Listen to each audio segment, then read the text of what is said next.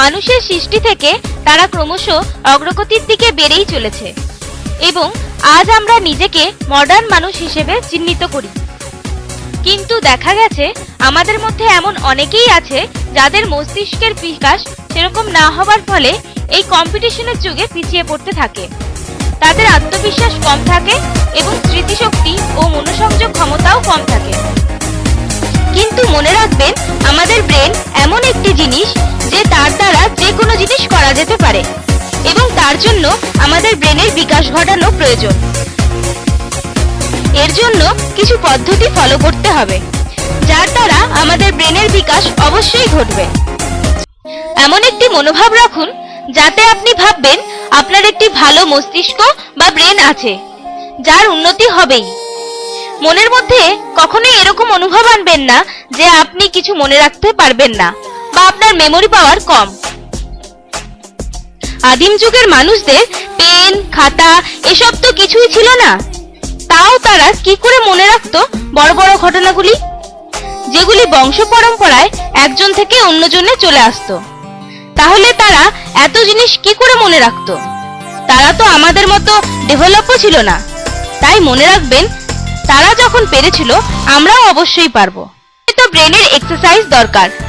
ব্রেনের এক্সারসাইজ করলে ব্রেনের বিকাশ হয় এবং তার নার্ভ সিস্টেমের উন্নতি হয়ে মেমোরি পাওয়ার বাড়িয়ে তোলে।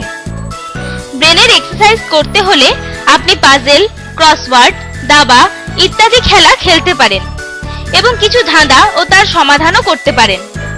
এসবের জন্য আপনাকে প্রত্যেক দিন মিনিমাম 30 মিনিট টাইম দেওয়ার দরকার। ইংলিশে একটি কথা আছে, practice makes a man perfect. তাই আমরা যত প্র্যাকটিস করব আমাদের মেমোরি পাওয়ারও তত বেড়ে উঠবে। তাই আমাদের ব্রেনকে সবসময় কোনো না কোনো কাজে ব্যস্ত রাখতে হবে। কিছু না কিছু ক্রিয়েটিভ চিন্তা ভাবনা করুন ও কিছু নতুন করার চেষ্টা করুন। তাহলে দেখতে পাবেন ক্রমশ আপনার চিন্তা শক্তি ডেভেলপ হওয়ার সঙ্গে সঙ্গে আপনার ব্রেনের পাওয়ারও বেড়ে উঠেছে। দৈহিক পরিশ্রম করাও দরকার, কারণ তা আমাদের ব্রেনের মধ্যে রক্ত সঞ্চালন ঠিক রেখে ব্রেনকে সতেজ ও সজাগ রাখে। দৈহিক পরিশ্রম করলে আমাদের ব্রেনের অক্সিজেন ফ্লো বেড়ে যায় এবং ব্রেনের মধ্যে ব্রেন সেল বা টিস্যুও বাড়তে থাকে, ফলে ব্রেনের পাওয়ারও বেড়ে যায়। ব্রেনের মধ্যে অত্যাধিক চাপ সৃষ্টি করবেন না, কারণ এগুলি আমাদের ব্রেনের সেলগুলিকে অত্যাধিক ক্ষতি করে। রাগ, ভয়, টেনশন, ঈর্ষা, লোভ, আতঙ্ক ইত্যাদি থেকে দূরে থাকবেন এবং এসব থেকে বাঁচার উপায় আমরা আপনাদের পরবর্তী ক্ষেত্রে বলবো। মেমোরি পাওয়ার বাড়াতে হলে কিছু নতুন জিনিস অভ্যাস করতে হবে, যেমন কারো ফোন নাম্বারকে সঙ্গে সঙ্গে কাগজে বা মোবাইলে না লিখে সেটিকে মনে রাখার চেষ্টা করুন প্রথমবার। তারপর সেটিকে মনে করে পরে কোনো খাতায় বা মোবাইলে লিখে রাখতে পারেন।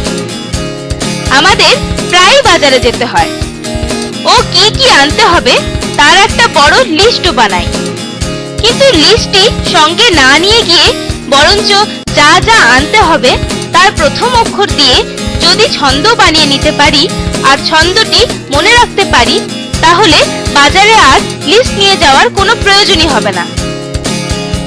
এইভাবে যদি আমাদের সব কাজগুলি আমরা মিলিয়ে মিশিয়ে নতুন ভাবে করতে থাকি, তাহলে আমরা খুব সহজেই মেমোরি পাওয়ার বাড়িয়ে তুলতে পারি। বলা হয় বন তুলসী বা রোজমেরির পাতা আমাদের স্মৃতিশক্তি ও কনসেন্ট্রেশন নাকি বাড়িয়ে তোলে, কারণ এটি আমাদের ব্রেনের মেমোরি সেন্টারকে স্টিমুলেট করে। দেখা গেছে গ্রিক দেশের স্টুডেন্টরা পরীক্ষার সময় তাদের কানের ওপরে বা চুলে রোজমেরি বা বনতুলসী ফুল রাখত পরীক্ষায় ভালো ফল করার জন্য। যদিও রোজমেরি ইন্ডিয়াতে তেমন ভাবে পাওয়া যায় না, তবে তুলসী বা বনতুলসীর তো অভাব নেই। যে কোনো ধরনের নেশা বা ধূমপান ব্রেনের বিকাশের জন্য খুবই ক্ষতিকর। তাই প্রথমে ব্রেনের ডেভেলপ করতে হলে এগুলি ছাড়ুন ও এগুলি থেকে দূরে থাকুন। যদিও ধূমপান সাময়িকভাবে কারো কারো কার্যক্ষমতা বা কনসেন্ট্রেশন হয়তো কিছুক্ষণের জন্য বাড়িয়ে দেয়, কিন্তু মনে রাখবেন এটি পরবর্তী ক্ষেত্রে ব্রেন সেলগুলিকে ভীষণভাবে ক্ষতি করে। বন্ধু বান্ধব ও সন্তানদের যাদের মেমোরি পাওয়ার বাড়িয়ে তোলার প্রয়োজন তাদেরও অবশ্যই করতে বলুন।